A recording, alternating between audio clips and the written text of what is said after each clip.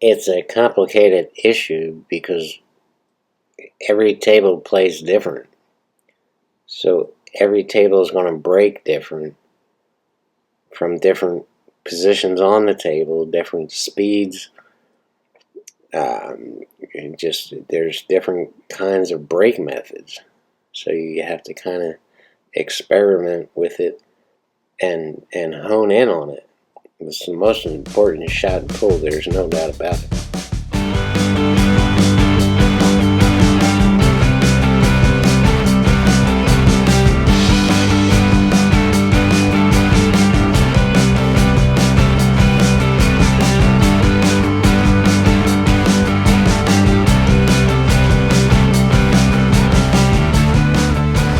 Once you reach a competent level in running out, and you know that you can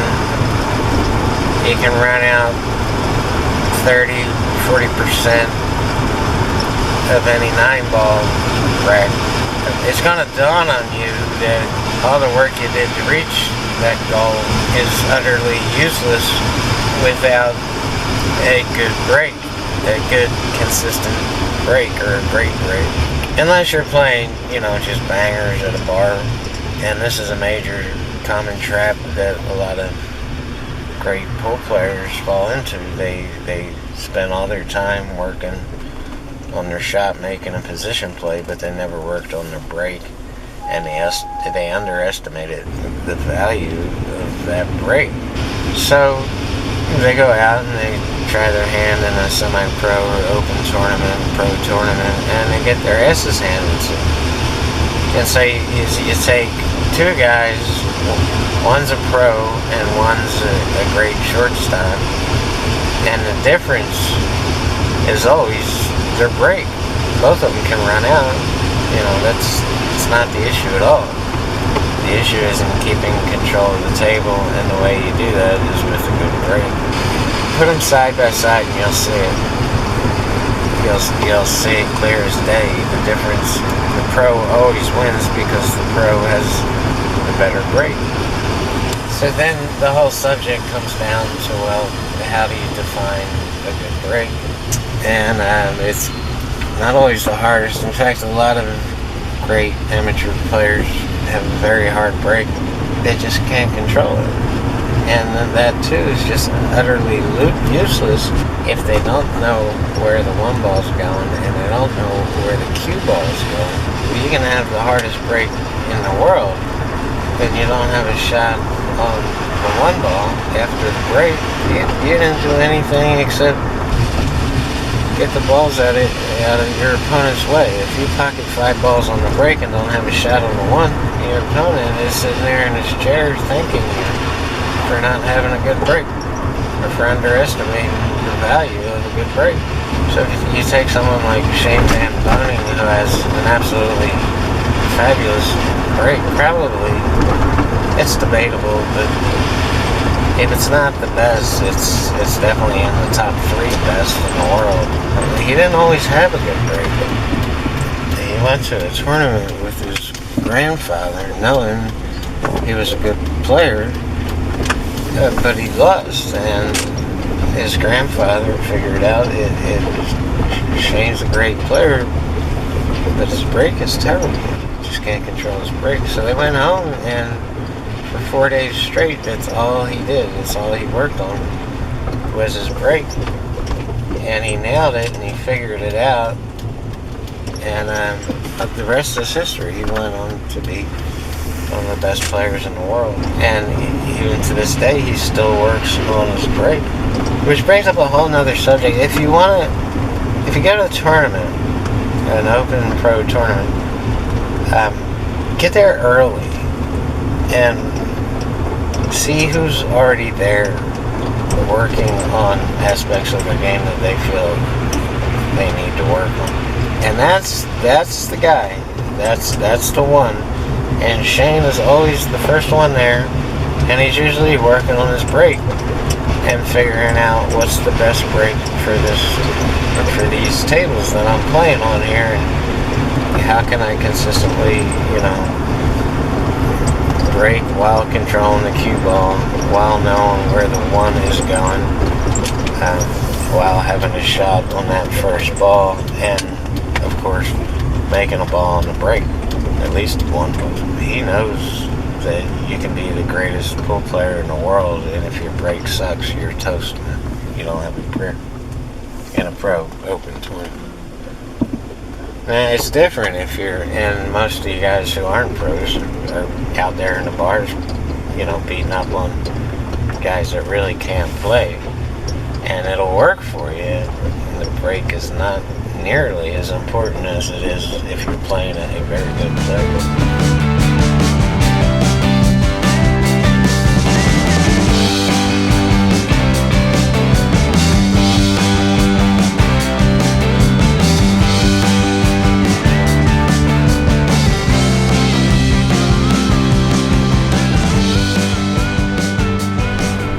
Game really gets together and you're playing really good. Do this. Put together $100 and pick your favorite pro and track them down at some tournament or his homeroom or whatever. And go ahead and plan a race for $100. He'll play and play him even. And set the race to like 21. Now he'll be willing to play for $100 in a race to whatever. He'll probably go 11, race to 11 for $100.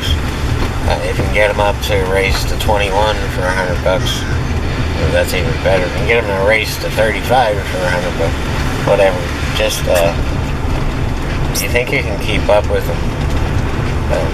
Go ahead and post up and for him $100. It's money well spent, and it'll dawn on you somewhere in that race that you can keep up with this guy. But there's one big difference, and it's a humongous difference, and that's in his break.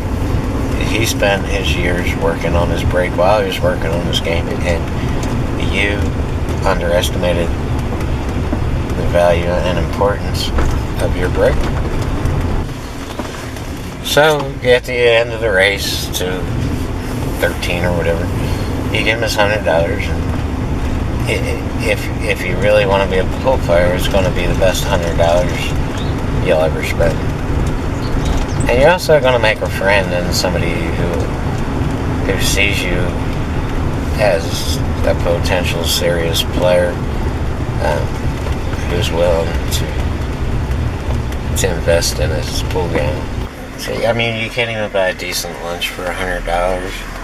Pick a guy that's not only a great pool player, but is also a really nice person. Somebody like Sky Woodward. And if you can, cut a deal with him and then say, look, Sky, if you see me doing something glaringly wrong in the basics of pool, could you point it out to me while it's happening so I can work on it? In most cases, you won't even have to ask the guy. He's truly a nice guy, and he sees you. He sees something that's really hurting you.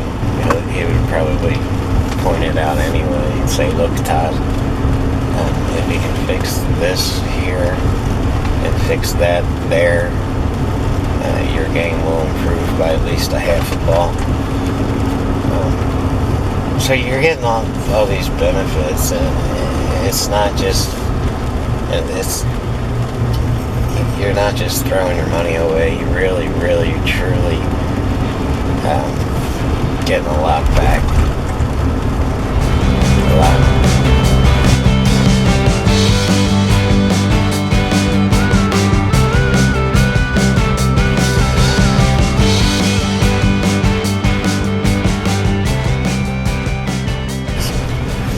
What happens if people get like 35 years old and they spent their whole lives working on their game, but they never worked on the break, and now they're 35 and they're stuck in this hometown trap of, they're the best local player, but they can't get anywhere. They can't leave it. They can't go on the road. They're going to get toasted. They're going to get destroyed. But don't wait. Start working on it now while you're in.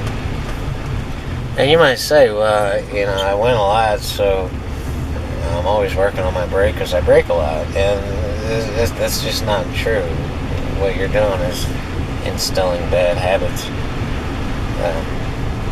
And of course your brake's going to work sometime, but if you're honest with yourself, how many times out of 100 brakes did I have a shot on the one ball? Did I make a ball? And did I just altogether control everything that was going on the table? I mean, of course you can't control all balls on the table all the time, but you can control the cue ball, you can control the one ball, and most times you can control that corner ball, and that's enough. So now you can run out, and now you can break and run out consistently, and now you're shooting bull at a pro level.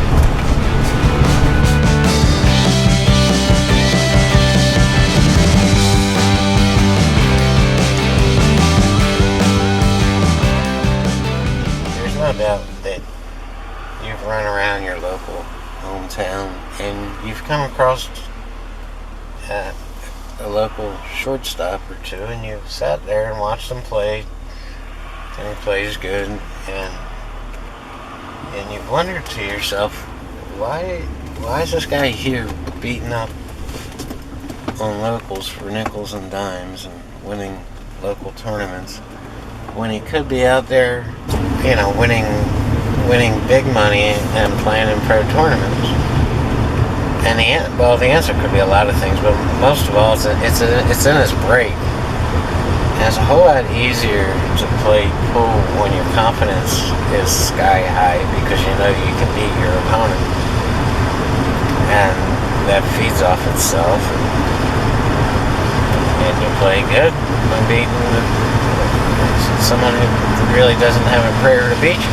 But things change when you're playing a very good player and your confidence isn't sky high anymore. But most of all, it's in the break. And like I said, it could be other things, like he just doesn't have any money, or he just doesn't have the heart, or he's got no backer. It could be a whole accumulation of a bunch of things like that. But most of all, it comes down to his break. He can run out, and you've seen him do it a million times. So, what's the difference?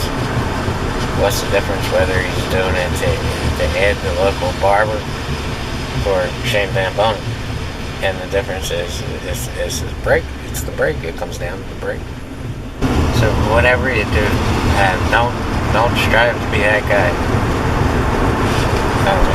He's really not doing anything but impressing a bunch of guys who can't play, and he's going home with the barmaid, and he's getting herpes, and he's dead broke.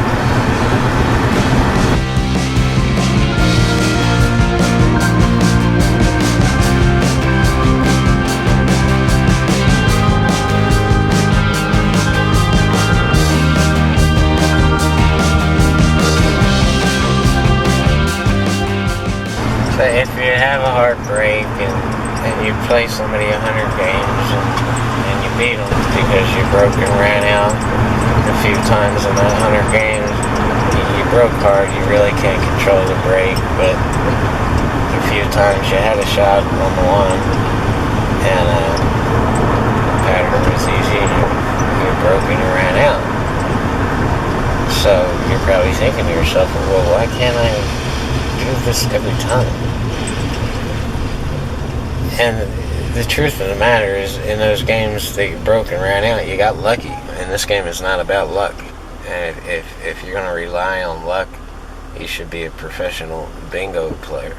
It's about controlling the whole game from start to finish, every game. So yeah, the local shortstop, he's not doing anything nearly as impressive as you think he's doing.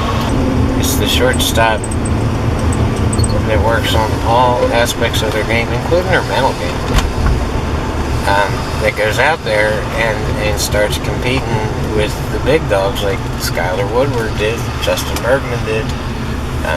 Some of them do. Most of them don't. And it's because they know they can't compete with these guys. And they know their break is weak. They know their mental game is weak. They know. So what other option do they have but to either quit pull altogether or hang around, most of them probably still love the game. So if they want to play the game, the only option they have is playing riff-raff tournaments for nickels and dimes, hoping some fish walks in.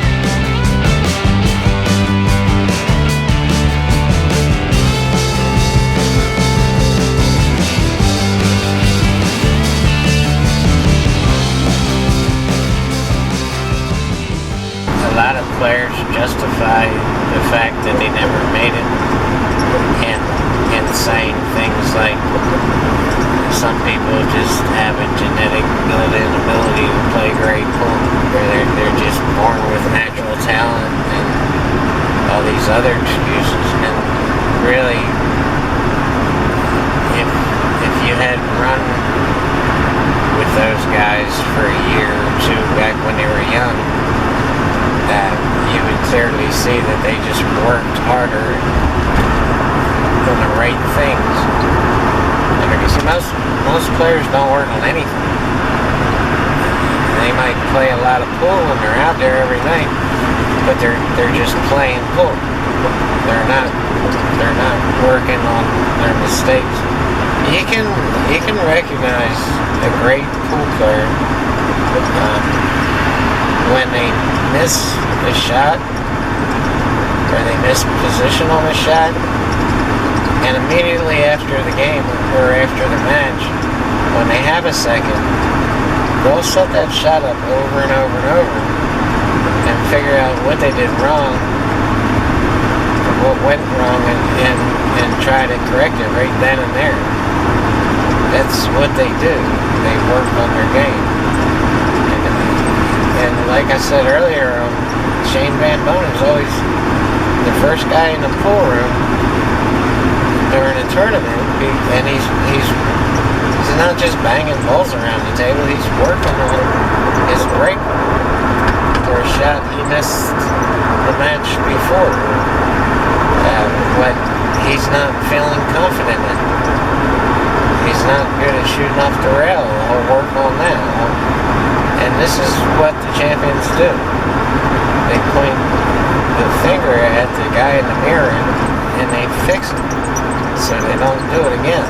Is there such thing as natural talent in pool? There's nothing natural about taking a piece of wood and shooting it into a pool ball that hits another pool ball, and the other pool ball goes in the pocket while the first pool ball gets a perfect position on the next pool ball. There's nothing in the world natural about it.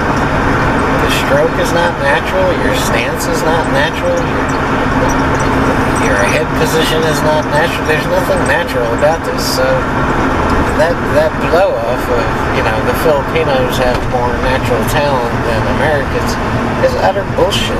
They work harder. They work harder at their game and the right things about their game. The only part of the game that could be considered nature, but is more like a matter of how you were raised, would be the mental aspect of the game, where things like your ability to handle pressure, not just in pool, but everything, being too high strung because your parents had a bad marriage and they were always arguing and you were always in fear of losing your security. Things like that, they definitely play into the mental aspect of your pool game. But those things aren't really nature.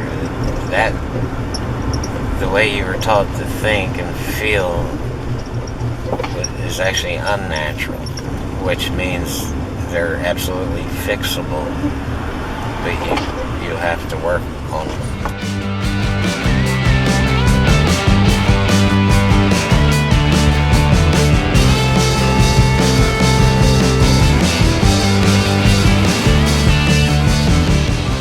Start here in this position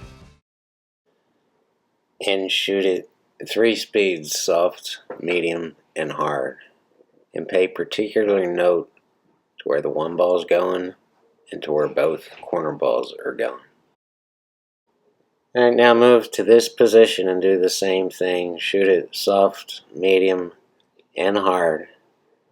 And pay strict attention to where the one ball's going and where both corner balls are going. Alright, move back to the other side of the table, only this time it's 1 diamond out and 2 diamonds up, and do the same thing, soft, medium, and hard, and see where the 1, the 6, and the 7 are going. Now it's back to the other side, 1 diamond out from the rail, 2 diamonds up from the bottom rail. Do the same thing, soft, medium, and hard. Now finally to the center of the table, and in this position the one ball could go either to the right or the left. But do the same thing, soft, medium, and hard, and pay particular attention to where those corner balls are going. Now by this point you should have the break spot. You should know what's working and what's not working, but there is a chance that nothing at all is working. 9 out of 10 times you'll find the spot, but if you don't, start moving the cue ball back and do the same thing. Go over just between 1 diamond and 2 diamonds, 1.5 diamonds, and go along that line. And if that's not working, keep going all the way back. Some guys even break off the short rail, especially on the bar tables, but I wouldn't recommend doing that because it turns into a habit to where they can't break from anywhere except off the bottom rail. So it's not good if you want to keep graduating your game. So of course it's not all about the corner balls and the one ball, but once you know the position where you're consistently making at least one of the corner balls, and you know where the one ball is going, now it's time to go back to the spot that works and start controlling the cue ball. And most guys shoot for center position on the table, but it's also a good idea if the one ball is going to the left side to try to get on the right side, and always up table. Always try to get the cue ball to the side of the table that you're breaking from. You know what I mean? There's down table and there's up table. You want to stay up table. Don't let the cue ball get away from you to where it's going down table, because then you're going to have a long shot on the one, and chances are there's going to be a ball or two in your way, and you're going to have to push out. The object is to keep control of the table no matter what it takes, from the break through the run out. The pros know that you're not as good as them because you didn't work as hard as them.